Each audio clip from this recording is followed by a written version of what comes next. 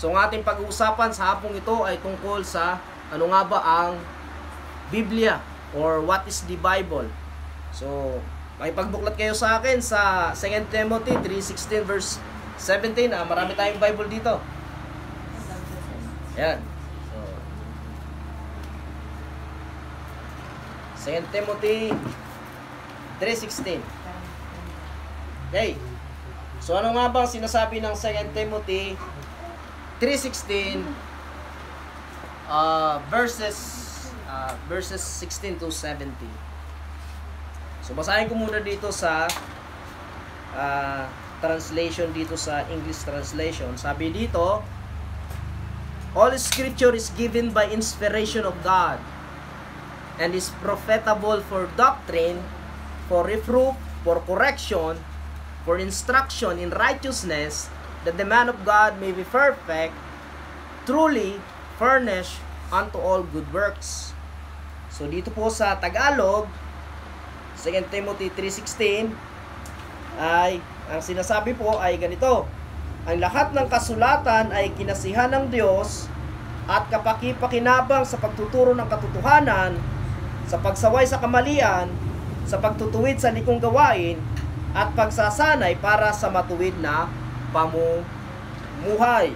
Ulitin natin, ang lahat ng kasulatan o yung Biblia ay kinasihan ng Diyos at kapaki-pakinabang sa pagtuturo ng katotohanan, sa pagsaway sa kamalian, sa pagtuwid sa likong gawain, at pagsasanay para sa matuwid na pamumuhay. Yung po yung nakasulat po dyan sa 2 Timothy 3:16 to 17. At ito po yung mga reference pa na maaaring makita natin, nakapakasing kahulugan ng mga sinasabi ng talatang ito sa Psalms 119 verse 89, Psalms 105, 130 to 2, and 2 Peter 1:20-21, Psalms 12 verses 6 to 7, and Matthew 5 verse 18, 24 verse 35, and Mark 13:31. At marami pang mga referensya na ipinapakita dito sa salita ng Diyos. So ngayon, tingnan natin itong mga taong ito na kilala na nagsabi ng patungkol sa Biblia. Katulad ni Abraham Lincoln. So kilala niyo po ba si Abraham Lincoln? Siya siyang presidente. Tama ba? So sabi ito yung sabi niya, I believe the Bible is the best gift God has ever given to man. All the good from the Savior of the world is communicated to us through this book. Sabi niya, ako'y naniniwala ng pinakamahalagang regalo na ipinigay ng Diyos sa sangkatauhan ay walang iba kundi ang Biblia. At dito nakapaloob ang magagandang patungkol sa manliligtas ng mundong ito at nakikipag-usap sa atin sa pamagitan nitong aklat na ito.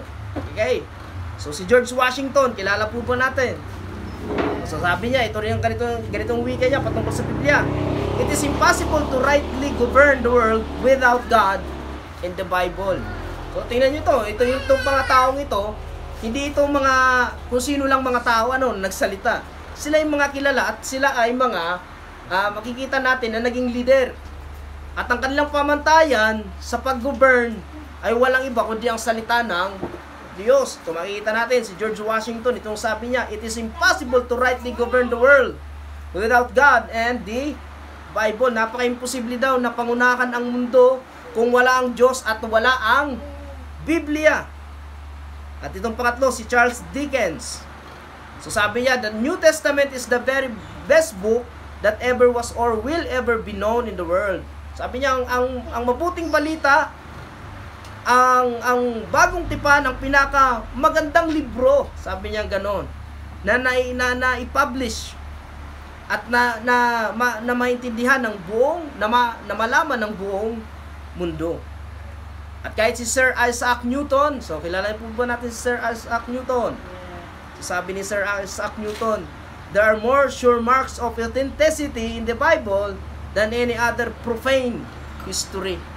Wala ito, matalino itong tao, pero yung kanyang pananalita ay talagang kanyang sinasabi na ang mas matindi ang katotohanan na meron ang Biblia kaysa sa mga kabulaan na ipinapakita ng historya na minsan ay mali. Yeah? So sabi niya, profane. Yung sure marks of authenticity is in the Bible. Okay? At yung pinakalas, si Sir Winston Churchill. Sabi niya, the impregnable rock of Holy Scripture. We rejected with scorn all those learned and labored myths that Moses was but a legendary figure. We believe that the most scientific view, the most up-to-date and rationalistic conception will find enough fullest satisfaction in taking the Bible literally and in identifying one of the greatest human beings with the most decisive leap forward ever made indiscernible in the human history. So, nakita natin na napakatindi nitong mga taong itong na nagsalita dito patungkol sa sinasabi na ano nga ba ang Biblia. Yun ay sinabi nila dahil yun ang kanilang nakita na mayroong katotohanan ang salita ng Diyos. Sabi dito, we may be sure that all events, name, places, numbers, and places happen just as they are set out according to Holy Writ. The Bible was written by God Himself through inspiration. So makita natin dito ng mga pangyayari, mga pangalan, lugar, numbers, places na pinangyarihan ay lahat yan ay nakasulat sa banal na kasulatan at iyan ay panunulat sa atin ng ating Diyos through inspiration. Pag sinabi po natin ito'y sinulat ng Diyos mismo through inspiration, ang ibig sabihin po nito ay gumamit siya ng mga kinasihan. Okay, katulad ng mga apostoles, tulad ng mga propeta. Okay, so sila ay nakapagsulat under by the inspiration, under by the power of the Holy Spirit. So the Bible has been preserved perfectly by God Himself through the ages and without any mistake, so that God's people may always say with all confidence that they have the perfect and inspired Word of God with them today and always. So makikita natin dito na ang Biblia ay talagang preserve ito ng ating Diyos. At makikita natin na ito'y na-preserve sa mahabang panahon. At ang Biblia ay walang pagkakamali. Okay? Tandaan po natin yon. Walang pagkakamali. Hindi sila nagko-contradict itself. Katulad ng mga, may naririnig ako nagtuturo, na nagko-contradict daw ang Scripture. Pag nagko-contradict ang Scripture, hindi na yun reliable to believe. Why? Because doon pa lang ay nag-aaway na sila eh. No, but the Bible itself is not contradict itself. Ito ay merong tinatawag natin na rhythm o yung flow niya ay talagang walang sinasabi dito, walang pagkakamali. Flawless. Kumbaga, walang kapintasan. So, makikita natin dito with confidence. At makikita natin na ito ay perfect and inspired Word of God. Noon at ngayon at palagi. Kaya mapansin natin, every time na we read the Bible, merong sa part natin na sa human being may nangyayari. At sometimes, hindi aksidente na mabuklat mo ang Bible at doon ka itinuro. At sa iyong sarili, para bagang nangungusap sa iyo ito. At may post ako na nung nakaraan na sabi doon, read the Bible each and every day. Sabi niya ganun. So, wag mo ngayaan na ang Biblia ay binabasa mo na hindi ka nananalangin, sabi niya ganun. Manalangin ka muna at tanungin mo kung anong itinuturo nito at i-apply mo sa buhay mo ngayon. Yun sabi ko. So, titingnan natin yung contents of the Bible, So, yung Old Testament, meron po tayong 39 books. Okay, ang Old Testament ay merong 39 books. Okay, nahati yan sa historical, poetical, prophetical. Ay, yung tatlong yan, nahati yan sa ganyan. So, yung historical books ay ito yung Genesis, yung Book of the Beginnings, Exodus, yung departure of the Israelites out of Egypt. Nakikita natin dito yung makasaysayang paglalakbay ng mga Israelita At Leviticus, ito yung religious life of Israel under the priest. Numbers and numbering of the Israelites in their wilderness and wanderings. Deuteronomy, dito naman makikita natin yung pagbigay ng ikalawang utos, the second giving law. And Joshua, makikita natin dito kay Joshua yung conquest of the promised land under Joshua, nung makapasok sila sa Canaan. And Judges, the nation under the Judges, dito natin makikita yung mga naghukom sa bansang Israel at nakasama dito si Samson. Okay? At kasunod nun ay Ruth, ito na yung royal lineage. 1 Samuel and 2 Samuel, 1 King and 2 Kings, 1 Chronicles, 2 Chronicles, Ezra, Nehemiah, Esther, at yung poetical books naman, ito yung Job, Psalms, Proverbs, Ecclesiastes, Songs of Solomon, Lamentation, at ito yung mga prophetic books. Meron tayong tinatawag na major prophets and minor prophets. Dito sa major prophets, kasama dito si Isaiah, Jeremiah, Ezekiel, Daniel, at sa minor prophets, si Hosea, Joel, Amos, Obadiah, Jonah, Micah, Nahum, Habakkuk, si Banaya, Haggai, Sikaraya, Malakay. At hindi po nabanggit dito yung ano ba yun? Yung meron kasing mga tinatawag na dagdag sa Biblia. yung Maccabeos. Okay. Wala po yun dito kasi meron lamang ang Bible ng yung Old Testament natin ay 39 books. Okay, pagdating natin sa New Testament, meron tayong 27 books. Mauna po dyan yung Gospels or the four Gospel. Good news of the King and the Kingdom. Dito po si Matthew, Mark, Luke, and John. At yung Acts, na tinatawag tong Acts of the Apostle or Acts of the Holy Spirit. At yung Epistle naman, ito naman yung teaching and principles of the kingdom. Makikita natin na pinakamaraming naisulat dito ay walang iba kundi si Apostle Paul. Okay, nandiyan yung Romans, 1 Corinthians, 2 Corinthians, Galatians, Ephesians, Philippians, Colossians, 1 Thessalonians, 2 Thessalonians, 1 Timothy, 2 Timothy, Titus, Philemon, Hebrews, James, 1 Peter, 2 Peter, 1 John, 2 John, 3 John, Jude, and the last one is Revelation. Yung tinatawag nating apocalyptic. At ibig sabihin nito, things that must shortly come to pass. Okay. So, yan po ang kabuuan ng Biblia. There are 39 books in the Old Testament at merong 27 books sa New Testament.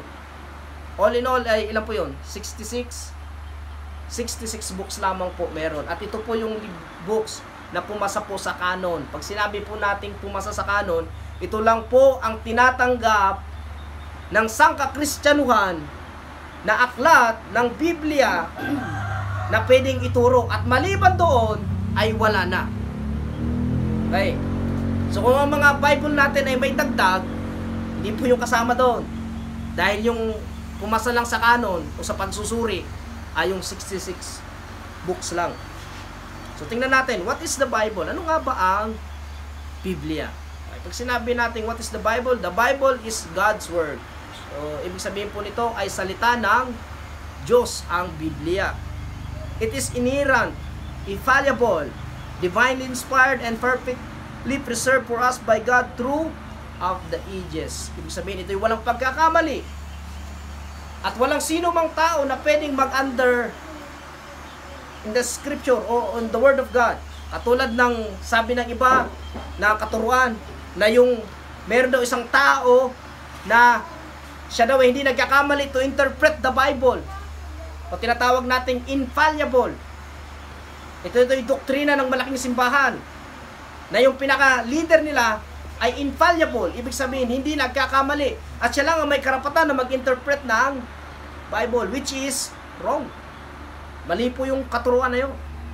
Kaya nga lumabas si William Tyndale. Sabi niya, maski ang naggugukay, maski ang nag-aasadol ng bata sa field, ay kaya niya masabutan ang surmaton sa Diyos pag na-translate ini sa English. At sabi niya, ini na, Santo Papa na ini, mangingirhat siya. Kaya pinatay si William Tyndale. Pero nagbunga ang ginawa ni Tyndale. Okay, siya yung unang nagsalin ng Biblia sa wikang Ingles. At ang kapalit nun ay ang kanyang buhay. Gusto ko yung hamunin sa bagay na ito. Meron isang kabataan noon, at ang kanyang pangarap, dahil napakahirap na kanilang lugar, at ang kanyang pangarap ay magkaroon ng Bible. Yun lang ang kanyang pangarap, magkaroon ng Biblia. Magkaroon ito. At alam nyo, dahil sabi niya, bata pa lang siya, gustong gusto ko nang basahin ang Biblia. Pero doon sa kanilang lugar, dahil nga napakahirap, walang available na Bible. Alam niyo, yung ginagawa ng bata, pupunta siya doon sa school, dahil meron dong Bible na luray-luray. Alam mo yung luray-luray? Oh, yung paraknit na. Talagang parang ginuta nata, inaloy na. Mo ito yung tsatsagas ang bata para basahon. At ang sabi niya, every time na binabasa ko ang Bible, ay nagkakamayon sa pagbabago sa puso ko. Na gustong-gusto ko siya basahon. Sabi niya gano'n. Eh sabi niya, nag-pray siya pag birthday ko.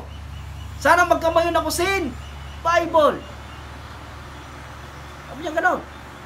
Alam niyo, meron dun asawa ng pastor. Babae, nung birthday niya, ay niregaluhan siya ng Bible. Tuwan-tuwa yung batang yon. At alam niyo, yung batang yon naging pastor. At hanggang sa mamatay siya, sabi niya, at alam kong mamamatay na ako. At ang huling sermon ko ay nandito pa rin sa aking Bible. At kapag namatay ako, ay isama niyo ang aking Bible sa aking kabao. At ang siya'y mamatay, siya'y napakagaling din na preacher. Pinakinggan ko ang kanyang mga sermon at masasabi kong siya'y talagang, akala mo'y nanirahan sa loob ng Bible. Alam niya, at kung mamatay siya, maraming tao nagdalamhati. Pero maraming tao ang nahamon sa kanyang buhay at maraming nagkaroon ng maraming konbersyon dahil din sa kanyang sa paggamit ng Diyos sa kanyang buhay. Nakita natin ang isang tao kung gaano ang impact ng salita ng Diyos sa kanyang buhay. Ang Biblia kasi ay account ng Diyos para ang Diyos ay makipag-deal sa tao. At ang ginamit niya ay ang Biblia. From the beginning until the end of all things. Nakikita natin, it tells of man's creation. Nakikita natin sa Biblia kung paano niya nilikha ang tao. At kung paano bumagsak ang tao. At kung paano niya niligtas ang tao. It reveals God's plan of salvation. Ipinapakita rin dito sa Biblia ito kung paano niligtas ng Diyos ang tao. It reveals God's will. Dito rin pinapakita sa Biblia kung ano ang kalooban ng Diyos sa iyo at sa akin. It's God revealing Himself to sinful man. Malalaman at makikita mo lang, maunawaan mo lang at maiintindihan mo, makikilala mo lamang ang Diyos through the Bible. Hindi sa kung sino ang nagsabi sa iyo, hindi sa mga panaginip mo, kundi mismo sa salita ng Diyos mo makikilala kung sino ang Diyos na ito na ating sinasamba. Kaya nga napakahalaga na binabasa ang Biblia. Kaya nga napakahalaga na hindi ka lang naniniwala basta, kundi ikaw mismo ay alam mo kung ano yung pinaniniwalaan. Marami ngayong mga tao naniniwala, pero hindi nila naintindihan ang kanilang pinaniniwalaan. At ang masaklap pa dyan, baka maaaring mamatay ka na yung pinaniniwalaan mo pala ay mali sapagkat ikaw mismo ay hindi ka nagsuri. Tayo pong mga anak, mga tao, mga minamahal ay binigyan ng Diyos ng kaisipan. At maiintindihan natin ang mga bagay na ito kung gusto natin maunawaan ang Diyos na ito ay sa pamagitan lamang ng kanyang salita. The Old Testament message, yung tinuturo ng lumang tipan ay yung pagdating ng manliligtas o the Savior is coming. At pagdating natin sa New Testament, ang itinuturo ng New Testament that the Savior is come at dumating ang tagapagligtas. And both Testament says the Savior is coming again. At itong dalawang testamento na ito, Lumang Tipan at Bagong Tipan, sinasabi nila na muling magbabalik ang tagapagligtas, ang Mesiyas. Yun po yung tinatawag natin that the second coming. The Bible has the solution to all world's conflicts, insoluble problems. It has the solution to your problems, every one of them, without exception. Makita natin na napaka maproblemahin ng tao. Lahat ng tao ay may problema. Pero ang makakapag-solve ng mga problema ngayon, walang iba kundi ang salita ng Diyos, without exception. Okay? The Bible is the word of everlasting life. Ang salita ng Diyos ay buhay na walang hanggan. How did the Bible come to be written? Paano nga ba naisulat ang Biblia? And the author was God Himself. At ang author nito mismo ay walang iba kundi ang Diyos. Diyos mismo. The doctrine of inspiration. While human agents, at gumamit siya ng tao. Siyempre, hindi naman siya pwede gumamit ng unggoy. Dahil paano may susulat ng unggoy yung letra? Siyempre, gagamit siya ng tao. While human agents were responsible for the actual writing of the books of the Bible, the author or mastermind of the book is God Himself. Ang Diyos mismo ang author nito. Pero gumamit siya ng tao. So, makita natin, let's God's word state the case of the highest authority. So, makikita natin sa 2 Peter 1:21, so sabi dito, for the prophecy came not in old time by the will of man. Sabi yung propesya, hindi dumating dahil sa kalooban ng tao. But sabi dito, but holy men of God speak as they were moved by the Holy Spirit. Pero ito'y dahil doon sa mga banal na tao na nagsalita na sila'y pinangunahan ng banal na Espiritu o kumbaga kinasihan ng Espiritu. Kaya sila'y nakapagsalita. Ang 2 Timothy 3:16, all scripture is given by inspiration of God. So makita natin, okay, isa pa, 1 Thessalonians 2:13 declares, for this cause also thank we God without ceasing, because when ye receive the word of God, which ye heard of us, ye receive not as the word of men, but as is truth, the word of God. Sabi dito, tinanggap nyo ang salita ng Diyos, hindi salita ng tao, kundi ang katotohanan, ito'y salita ng Diyos, which effectually worketh also in you that believe. Na ito'y kumikilos sa taong sa iyo at sa mga taong naniwala. In the writing of the book of Revelation, makikita natin the Lord Jesus addressed the Apostle John with these words. Sabi niya, write the things which thou hast seen. Isulat mo ang iyong mga nakikita, and the things which are, and the things which shall be hereafter. Sabi niya ganon. Ipinasulat ni Jesucristo kay Apostle John. Hindi niya sinabing i-record mo, John. Kundi sabi niya, write it. Write the word of God. Kaya nga siya naisulat. What grounds are there for saying that the author of the Bible was God Himself? Minsan, tinatanong to ano naman ang katibayan na talaga ang Diyos ang nag-author talaga ng Biblia? So, ito yung magandang tanong So, ito yung reasonable answer sa bagay na yon. The Bible has 66 books. Okay. Written by some 40 men. Ang author po nito, hindi lang isang tao. Hindi katulad ng Quran, na isa lang tao ang author. Si Muhammad. Okay. One author. Pero yung 66 books na ito, there are 40 men for many different walks of life. At hindi magkakasabay-sabay na takbo ng buhay. Okay? Over 60 generation, 1,600 years in widely separated areas. Makin mo yan? Ilang taon ang agwat. Okay? In 3 continents, at sa 3 kontinente ng mundo, Asia, Africa, and Europe. At sa 3 lingwahe, Hebrew, Aramaic, and Greek. So ito yung reasonable answer natin doon. That's why God is the author of the Bible. Diba? Gumamit siya ng tao. 40 men. At iba-iba itong klaseng taong ito. Meron ditong ano, propeta, may doktor, may mangingisda. Yan. Yan ang mga author yan ang mga nagsulat ng Bible. At sabi ng script, sabi ng 2 Timothy, sila'y kinasihan ng Diyos. 3 continents, Asia, Africa, and Europe. 3 languages, Hebrew, Aramaic, and Greek. So makikita natin kasi yung Old Testament, nakasulat po yan sa Hebrew. Hebrew and Aramaic. And sa New Testament, yung Koine Greek. Common language nila yon. Okay, kaya nga makikita natin, when Christ is on the cross, anong sabi niya? Eli, Eli, lema sabachthani. Ano ibig sabihin no? Oh. Yun ay salitang ano? May halong Aramaic, which is saying that He came from the old. Okay? Pinapatunayan niya lang na siya ang Diyos na makapangyarihan, na siya ang Mesiyas na inaantay nyo na dumating. Yet, when the 66 books are put together as the Holy Bible, ito, nabuo na siya. They from one harmonious volume telling forth one story.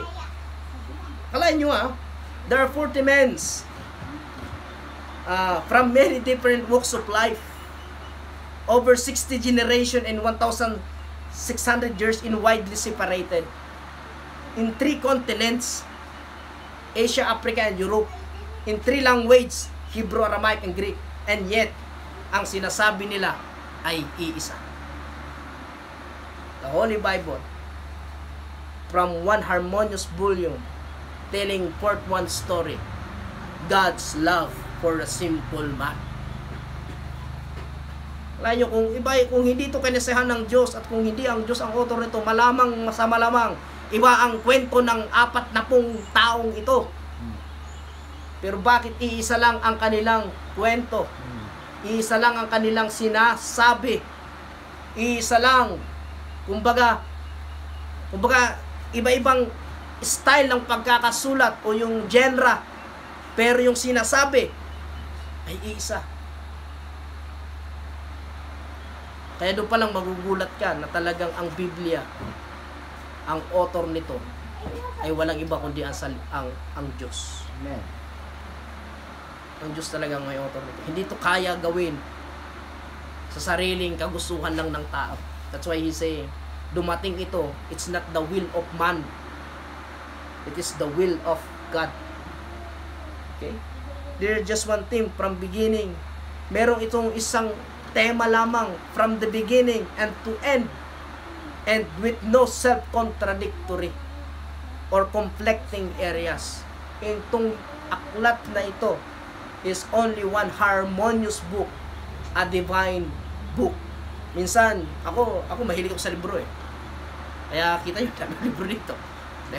Mahilig rin ako sa libro. At inaamoy ko yan kung bago pa. Inaamoy ko yan. Tuwan-tuwa ako dyan pag inaamoy ko siya. Sa dami ng libro ito, daming matututunan dito. Pero isa lang ang pinaka sa lahat ng ito. Amen. Ang Biblia. Dahil itong lahat ito nabuo ito dahil dito. Sila nakapagsulat sila ng mga matitibay na mga literatura o mga pananalitang makakapag-encourage sa atin, sa ating kaluluwa. Pero ang kanilang inspiration ay galing sa salita ng Diyos. Kaya kung ikaw may salita, may Biblia, mapalad ka kung meron kang Biblia sa inyong bahay. Alam niyo ba, nung panahon ng kasagsagan ng communism sa lugar ng China, alam niyo ba na meron dong mga underground church? At alam niyo ba na ang pastor noon ay dinadakip, pinapatay? Kaya every Sunday service, yung pastor, ang ginagawa niya, pumupunit siya ng ilang piraso dito. Tapos tinatalian niya ng sinulid, linulungod niya hanggang dito. Tapos papas siya doon sa checkpoint at kakapkapan siya. At walang nakita sa kanya na libro. He can pass through. At pagdating doon sa underground church, sa kanya lang hihilahin. At kapag binasa nila ito, hindi lang sila basta nagbasa. Meron tong pag-iyak. Meron tong kagalakan sa kanilang puso na nabasa nila ang salita ng Panginoon. Ganun po katindi yun nung panahong yun. Ganun kasolid ang mga mananampalataya noon. Pero ngayon nalulungkot ako. Dahil sa Pilipinas tambak ang Biblia. Yung iba ay pinamimigay. Yung iba, makikita mo ipinanggagatong sa apoy. Ang masakla pa, kung minsan baka pinang-iwang pa. Minsan pinakain sa daga, sa ipis. Buti pa yung daga at ipis na kinabang. Pero yung may-ari, hindi. Walang pagmamahal sa salita ng Diyos. Dapat tayo mga Kristiyano, mayroong pag-ibig dito. Ako nung bago pa akong Kristyan, ang ugali ko noon ay tinatabi ko yan sa pagtulog ko. At bago ako matulog sa gabi, niyayakap ko. At pagka umaga, binubuklat ko at nagpapasalamat ako sa Panginoon.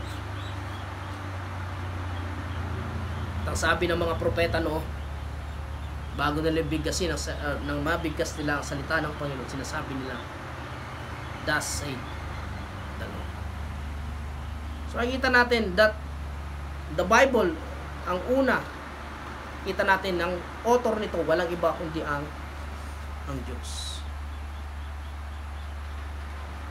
At pinapakita dito na talagang walang ibang gumawa nito kundi ang Diyos na ito. Beyond all explanation. At ang paniniwalang ito is, this belief is a matter of faith. Kung meron kang pananampalataya. Meron din mga objections to the Bible, marami. Sabi nga, 200 years ago, sabi, the Bible was accepted without questions as God's infallible and inerrant word. Okay? Pero makikita natin na dumaan ang Biblia, dumaan sa maraming kritisismo. Maraming pinagdaanan ito. Katulad na lamang na ang Biblia daw ay out of date. This implies that the Bible is behind the times and probably irrelevant for the modern man. Sabi nilang gano'n. Ang Biblia daw ay hindi umaakma sa panahon. At ito daw ay irrelevant, hindi nakapakipakinabang sa mga modernong tao o panahon. Pero makikita natin mali yung objection na iyon. Mali yung kritisismo iyon. Why? Because God's word may be old. O tama, ang salita ng Diyos ay sabihin natin matanda na. But the Bible dates back 20 to 30 centuries. However, God's word does not grow old. Makikita natin ang Biblia ay hindi tumatanda. Okay? Yung salita ng Diyos ay hindi tumatanda. It remains always fresh, relevant, and up to date. Ito ay napapanahon. Naunahan pa nga nito yung minsan yung sinasabi ng panahon. Nasa kanya na. Sinabi na niya. The Bible has the solution to every human problem now or 3,000 years ago. Sabi ng Psalms 19:7-11, the law of the Lord is perfect, converting the soul. The testimony of the Lord is sure, making wise the simple. The statutes of the Lord are right, rejoicing the heart. The commandment of the Lord is pure, enlightening the eyes. The fear of the Lord is clean, enduring forever. The judgment of the Lord are true and righteous altogether. More to be desired are they than gold, yea, than much fine gold. Sabi dito, sir ba ito yung mga ginto ba ito? Mas matindi pa kaysa sa ginto. Sweeter also than honey, and the honeycomb, matamis pa.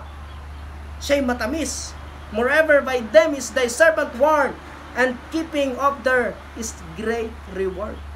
So, nakikita natin na mali yung kritisismo na ang Biblia daw is out of date. where textbooks, especially those or scientific subject, become outdated. Oh, maraming ganon. May mga outdated talaga ng mga libro. And useless after all few years, unless they undergo periodic revision. The Bible remains the same. Pero makikita natin, ang Biblia, the same. Unchanged. Unchanging. From the beginning until now. One edition only. Isang edition lang. Pero yung kanyang nilalaman ay akma sa panahon. Saan mang panahon ka dalhin. Alam ba, ito, tulad nito may problema ka. Pag binasa mo ang Biblia, may solusyon siya. May kagalakan ka. Pag binasa mo yung Biblia, may sagot siya sa kagalakan. Kung nalulungkot ka, may sagot siya sa kalungkutan. Kung wala kang pera, may sagot siya.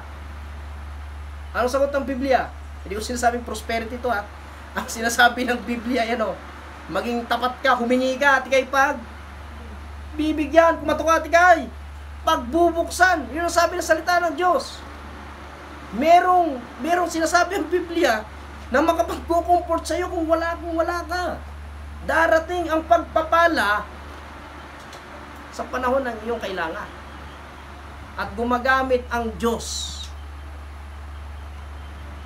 Ginamit niyang uwak Di ba? Para pakainin sino? Si Elijah. Gumamit siya ng uwak. Marami siyang ginagamit para ipakita na siya nariyan. Okay, pangalawa, the Bible contains mistake daw. Ang Biblia daw ay may mali daw sa Biblia. Sabi ng kritisismo. Ito ay seryosong pag-criticize sa Biblia. And if substantiated, must mean the downfall of the Bible. Kung ito nga totoo, ay maaring wala na, ma-exclude na ito. Wala na ito. But it can then no longer be regarded as the Word of God. Kung may mali ito. Pero tingnan natin, i-examine natin. What mistakes? Ano nga ba ang mali? Do the critics mean? Ano nga ba sinasabi ng mga kritiko? To level those parts where conflict with scientific opinion or mistakes is incorrect and very short-sighted. Modern. Okay, yung tinatawag nating scientific. Okay, scientific opinion is constantly changing and scientific knowledge is extremely limited. While science can study, observe, and measure present-day physical phenomena, it has no way of applying the same methods to events which happened a long time ago or to events of spiritual or supernatural realm. Hindi pwedeng apply yung scientific sa bagay na yun. Kahit na sinasabi natin yung scientific ay merong study ng science na ma-observe, ma-measure ang present day physical phenomena. Pero pag dito kasi sa Bible, hindi pwede gamitin sometimes yun Why? Because spiritual or supernatural realm. Katulad na lamang ng umulan ng apoy. Scientific. Paano may paliwanag yun? Di ba?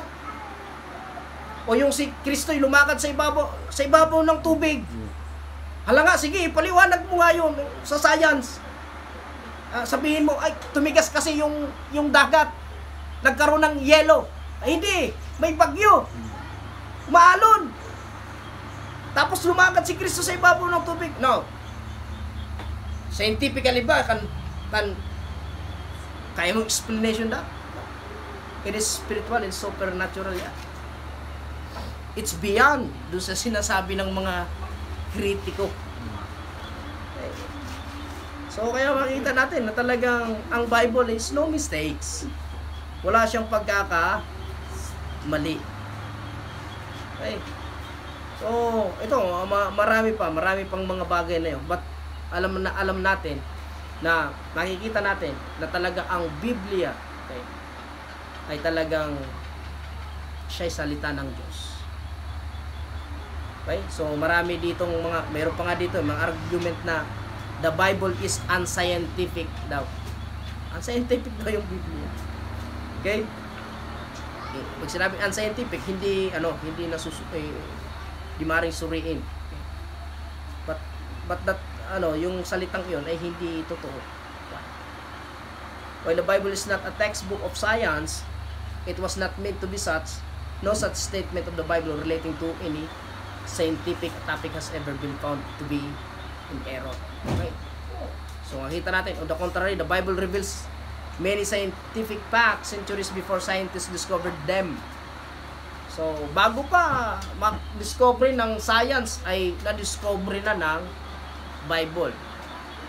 Okay, katulad ng ang sabi nila noong na-invento yung telescope noong 17th century. Astronomers, okay, gumamit sila, used to count the stars. At sabi doon, na-count ito ni Ptolemy na 10,056. At yung count naman ni Kepler ay 1,005. Pero sabi ni Jeremiah 33 verse 22, over 2,000 years before, the Bible was pronounced, the host of heaven cannot be numbered. Scientifically. Yeah? So, kaya mali yung criticism tungkol doon. Ancient men had no knowledge of what supposed the earth. So, yung mga tao noon, hindi nila ano nga bang mundo? Pinag-usapan yan. The Greek used to imagine that the world was held up by the strong man Atlas. Okay? So daw yung sa kanilang imaginary ay yung mundo daw ay the world was held by the strong man Atlas, nasa kay Atlas. The Indians pictured that the earth being supported by 4 elephants. Imagine that. Na ang mundo daw ay sinusuportahan ng 4 na elepante. Grabe grabe makutok nito. Ancient men yun nung kanilang kasi wala pa naman nakaka-discover nun eh. But a long time ago, over 3,000 years, ito yung sabi ng God's Word. Sabi niya sa Job 26 verse 7, He hung the earth upon nothing. O, yun ang sagot.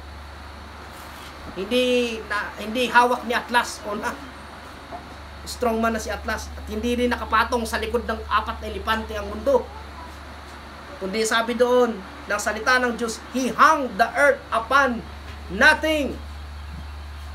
Sa labas siya eh. Umiikot siya sa orbit niya. Malapit siya sa sun. Okay. Until Columbus sailed around the world in 15th century, men used to think that the world was flat. O hanggang ngayon, mayroong tawag na theory ng flat earth. Kasi yung kanilang pagkakalam ay flat daw yung earth. Pero over 2,000 years before, the Bible said of God, sabi ng Isaiah 40 verse 22, It is He that sitteth upon the circle of the earth. So, yung earth ay bilog. Circle. Sphere. So, bago pa maalaman ng scientifico, sinasabi na ng salita ng Diyos. We could go on further in making case of the Bible, but really there is no need to do so. For many man's mind was man made up, is said for good, and much argument will not change it. God says to man and of man, For my thoughts are not your thoughts, neither are your ways my ways, saith the Lord. For as the heaven is higher than the earth, so are my ways higher than your ways, and my thoughts than your thoughts. Sabi ng Isaiah 55:8-9. Sabi niya, ang aking pag-iisip ay hindi nyo pag-iisip. Ang aking lakad ay hindi nyo lakad. So, nakikita natin na talagang walang makakapagsabi na, may mga kritisismo tayong sinagot ngayon, walang makapagsasabi na talagang ang Bible ay hindi totoo, at ang Bible ay hindi ang author ang Diyos, at ang Bible ay hindi divine. So, pinapakita dito that the Bible was divine, the author of the Bible was God. At ipinapakita lang dito na yung absolute, o kanina pag-aralan natin yung mga relativism, yung absolute truth you can find in the Word of God. Nandun yung truth, nandun yung katotohanan. Minsan tao hanap ng truth eh. The truth is here. Simple lang. Sabi nga ni Bro Benedict kanina, Christ is the truth. Wala kasing halong kasinungalingan ng Kristo.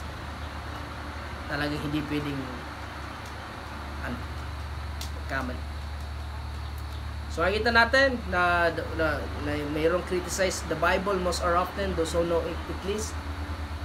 If our God cannot work miracles but is limited by physical laws like man, that he is no God, but he is the creator and his acts belongs to the realm of supernatural and superhuman.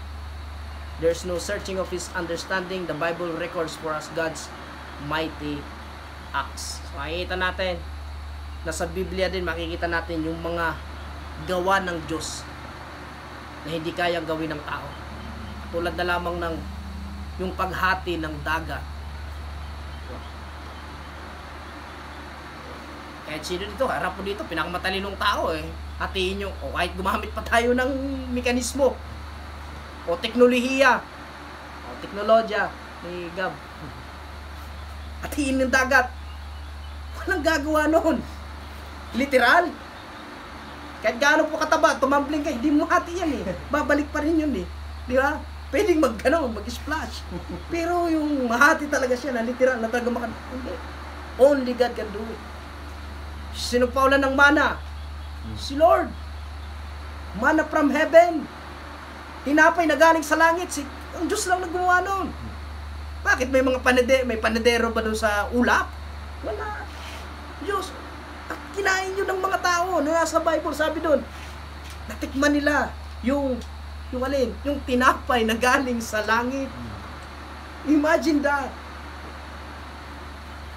Tapos ngayon, kung konti lang ang problema, wala na namang, mumurmurin ka na, ano ka, Israelita? Minsan gano'n ang tao eh. Murmur siya ng ano naman tayo, ano. Wala, nakalimutan, may Diyos. May Diyos eh. Nandiyan siya. Mayroong paulan ng kangan ng chicken joy dyan, baka matambakan ka. Super extreme naman yun. Ibig ko sabihin ay ibig ko sabihin ay nandyan yung pagpapala ng Diyos, di ba? Katulad ng iba, yung iba naman masyadong extreme. Sabi, manalangin ka lang. Manalangin ka lang. Darating yan sa iyo. Totoo na manalangin ka lang. Pero binigyan tayo ng isip, lakas ng Diyos. Hindi literal na talagang nakaluhod ka doon na darating ang isang sakong bigas. In Jesus' name. Kung bumagsak nga sa'yo, ay di na-disgrasya ka pa. Imagine mo, galing yung sa taas, tapos babagsak sa'yo. Isang sakong bigas, ay talagang patay ka doon. Okay? So, ibig sabihin dito ay God work miracles. Miracle worker siya eh. Bang magulat ka, pinasan ng langgam yung isang sako. Gulat ka, ano? So, langgam mo, tika. Ang laki naman langgam nito. Tapos kumakatok sa'yo, Gab, dito na yung ano. Hindi gano'n, ano. So, God can do miracles. At pinapakita lamang na kung nasa iyo ang salita ng Diyos, you don't have to worry. You don't have to worry. Kung nandito kung nasa iyo ito, nasa puso mo.